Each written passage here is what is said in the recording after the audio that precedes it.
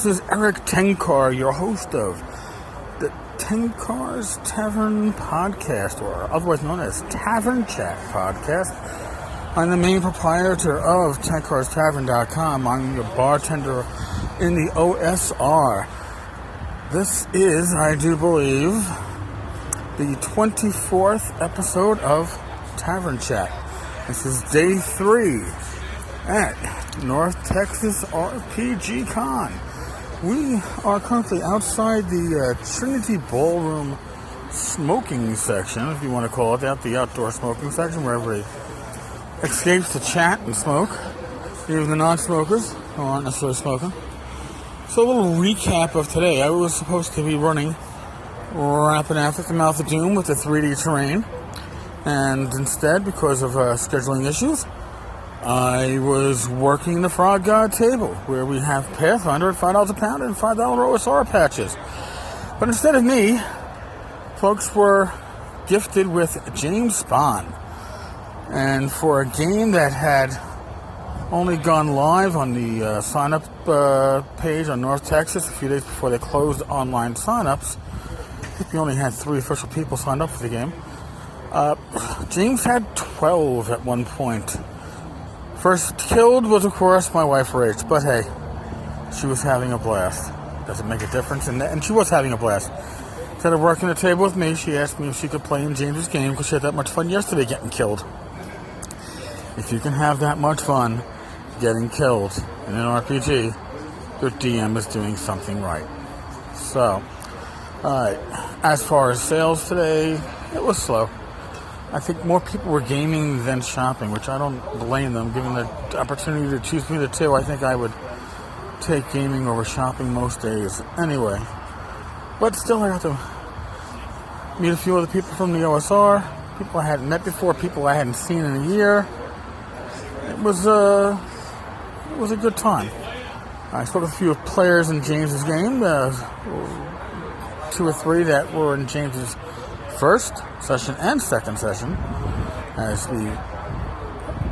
James ran my first session and I was like a secondary co-host. That's fine.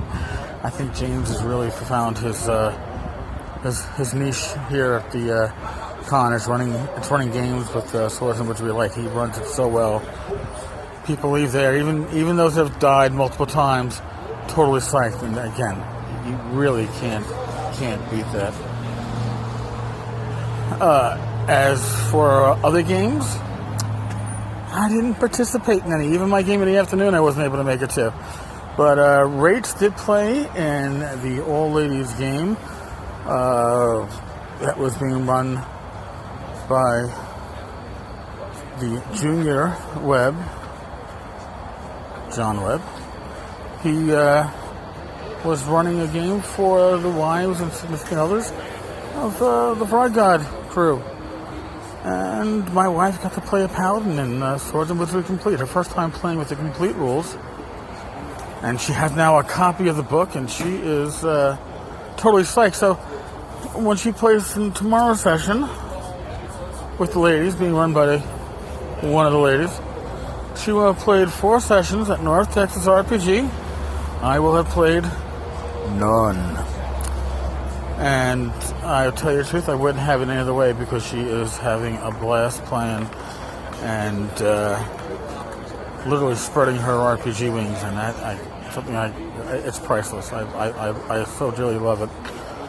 She was nice enough 4 years ago to come to the first North Texas that I came to, and her intention was to pretty much explore Dallas's shop, and instead she explored RPGs and became assimilated, pretty much took them on the board. Again, couldn't ask for anything more. Perfection. Alright, let me take a small break for a word from our sponsor, and I'll come back and converse with you. So Sunday, we've got Pathfinder, $5 a pound.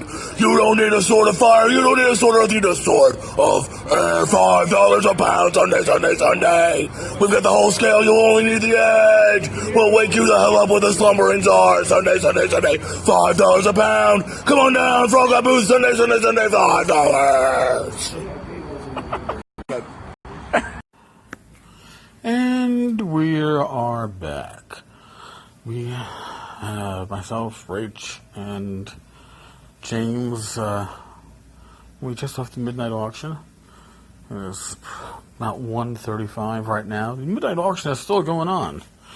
It started at, you guessed it, midnight. There's just no way in heck we were going to make it to the end. So I have complete faith in Bad Mike to track me down tomorrow at the Frog God booth and shake me down for the items that I bid on and won. One of which was an RPG written by none other than my favorite nemesis, Ken Whitman. And the other was a interesting con-made bootleg shirt. Bootleg con shirt made by the con. So money all goes to a good place. Oh, and of course James bid on a dice bag with a bunch of fake signatures on it, including that of Ken Whitman. So of course he bid on it to give to me. That's actually pretty damn cool. Tomorrow the convention wraps up. I'm assuming the vending hall shuts down by 4, if not earlier. I have no game. I am going to finish this con, I think I said this already, without having gamed. And I'm okay with that, because I had a frickin' blast, and Rach had a blast gaming. And she will be gaming again tomorrow, assuming that Rach and the rest of the women are able to get up in the morning.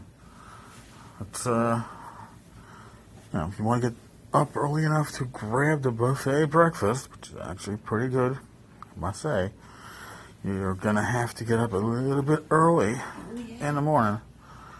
So, time shall tell. I mean, I guess I could be a little late to opening up the booth, but we shall see. I also feel like I've lost my voice there, but I did a lot of talking at the booth again. Very grateful for the ability to meet members of the tavern community that I would not otherwise get to meet face to face due to these convention appearances. So, very cool, very exciting. It really makes my day.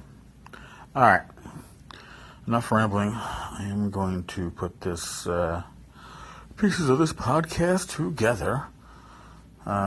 And get myself to sleep so I can wake up in about, I don't know, 5.5 hours. Wow, I feel like I'm working again. All right, folks, thank you again for stopping by and listening. God bless, stay safe, and roll well.